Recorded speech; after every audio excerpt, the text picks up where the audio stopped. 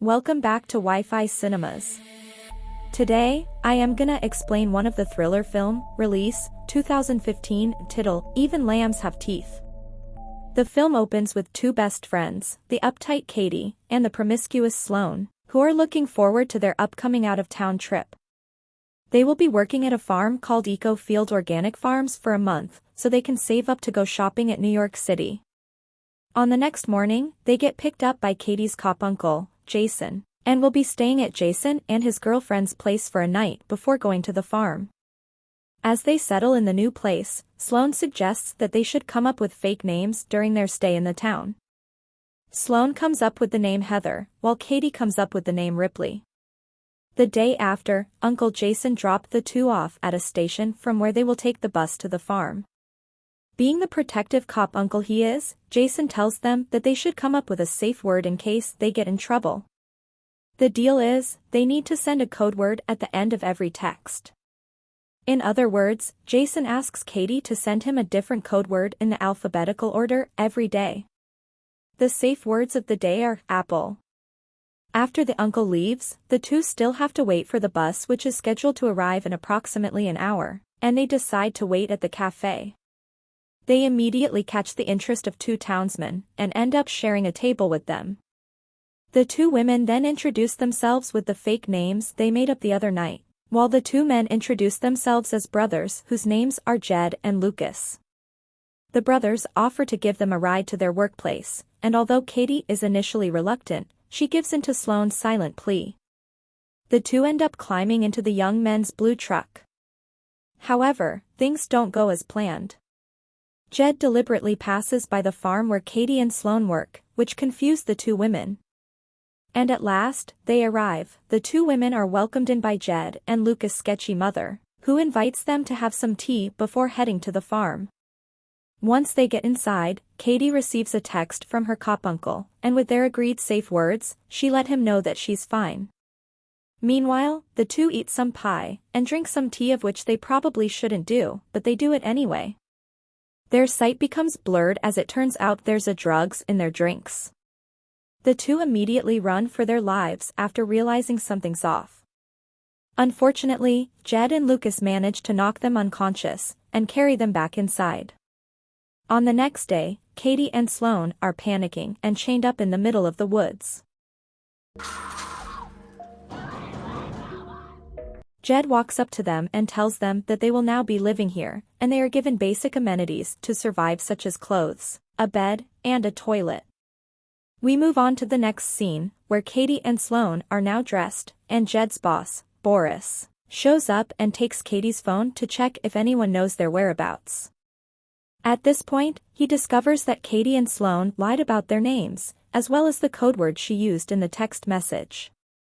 Katie and Sloane finally are forced to tell him that the word apple is a safety word. As soon as everything is back on track, Katie and Sloane are getting ready to take a bath with makeshift showers, right when the town's sheriff shows up with his gun out. As it turns out, the sheriff is a piece of shit who condones human trafficking, and he has come to rape one of the women. After the evil sheriff gets his fill, Sloane visits a shaken-looking Katie to soothe her. On the other side of town, Uncle Jason is getting worried because the latest text he received from Katie contains the same safe word that she used yesterday. Back inside the woods, Jed and Lucas welcome another customer who from this point on we shall refer to as Scruffy Guy. He then picks Sloane and brings her inside the trailer. Unsurprisingly, Scruffy Guy is a bit of a psycho. Back to the cop uncle, he finally makes a call to Sloane and Katie's place of work, and learns that they never showed up for work yesterday. Convinced they are in trouble, he rushes to look for them. Meanwhile, Sloane and Katie's day is just about to get even worse, because the next customer that shows up is even sketchier than before. Jed and Lucas rush to cover their heads as the next customer walks closer.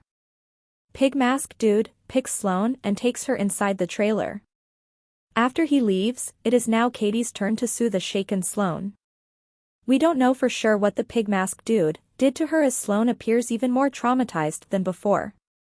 On the next scene, Uncle Jason reaches the sheriff's office and comes face to face with the town's perverted sheriff who we saw earlier.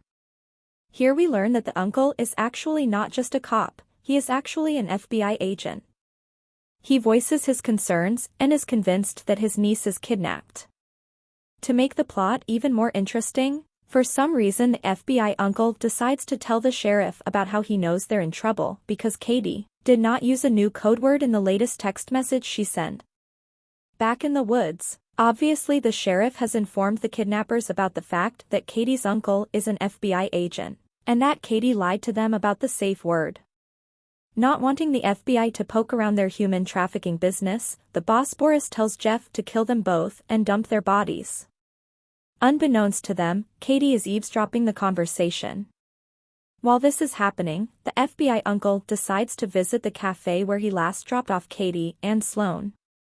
He then asks the barista what he knows. The barista remembers in clear detail what sort of truck Katie and Sloan left with. On the next day, Katie tells Sloan that the kidnappers are planning to kill them, shortly before the kidnappers arrive along with Scruffy Guy. They then leave Scruffy Guy behind to watch them. Katie takes this opportunity to seduce him, and once she gets close enough, she rips his throat with her bare teeth. The two women then proceed to free themselves off their chains. Not long after, the sheriff arrives at the scene, presumably to kill them. But just as he steps out of his car, Katie and Sloan have stolen his car. The two women drive back into town and proceed to visit the hardware store to gear up. Some real shit is about to go down now. They then ask the cashier if he knows Boris, the man with a blue truck, and the cashier knows where he lives. On the other side of town, Uncle Jason continues his investigation by visiting the town's car insurance building today. He makes up a story about accidentally colliding with a blue truck and asks who owns it. The boss Boris just makes it back home.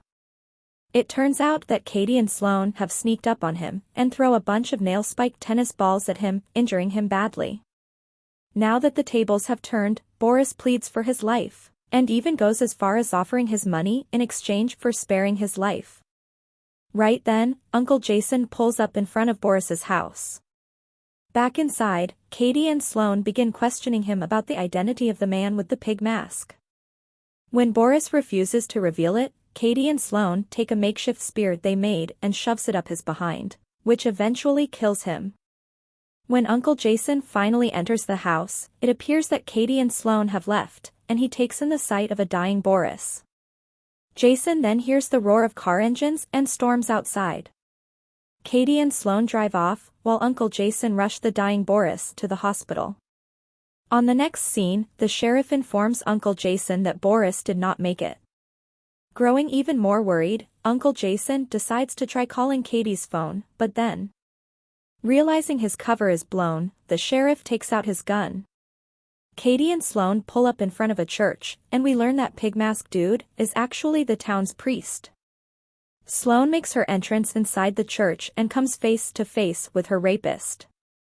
With Katie's help, the two best friends take down the bastard. As Katie and Sloan drive away, we see that they are now content carefree. But when they make a stop and step out of the car, it turns out that Pig Mask Dude, aka the priest, is chained behind the truck this whole time. As their final blow, they pour gasoline all over him and sets him on fire before driving off. While the two women seem to be thriving, Uncle Jason is now held captive by the sheriff. Even worse, it appears that the sheriff has captured two new young women. Luckily, Katie and Sloan have come to the rescue. They tie up the sheriff and proceed to torture him with a game of Russian roulette. We can see now that the two women are a little unhinged, but I guess in a way we can't blame them. The sheriff begins proclaiming how sorry he is right when Katie finally finishes him off with a blow to the head. Afterwards, Katie and Sloan free the women and tell them to free Uncle Jason. Jason tries asking the women who killed the sheriff, but they won't answer out of gratitude because Katie and Sloan saved their lives. Next, Katie and Sloan pay a visit to Jed and Lucas' mother's house and decides to drug her the same way that she drugged them a few days ago. They tie her up and take her to the basement, where Jed is tied up and gagged. They proceed to bash his head in with baseball bats while the mother is forced to watch. Up next, they take her to Lucas, who is also tied up to a chair. However, instead of beating him to death, they untie him, hand him a bat, and threatens him to beat his own mother. When Lucas voices his unwillingness, they shoot him dead. Afterwards, the two women set up his body so that it looks like he killed himself. It is revealed that they plan to pin all the murders on him. Desperate, the mother offers them money in exchange for sparing her life. But instead of sparing her, Katie takes the lawnmower and brutally murders her with it. On the next scene, Uncle Jason pulls up at Katie's house to pick her and Sloan up. It appears that some time has passed. Talking about? Get my pretty name out of your mouth. Well, you're not the same with or without.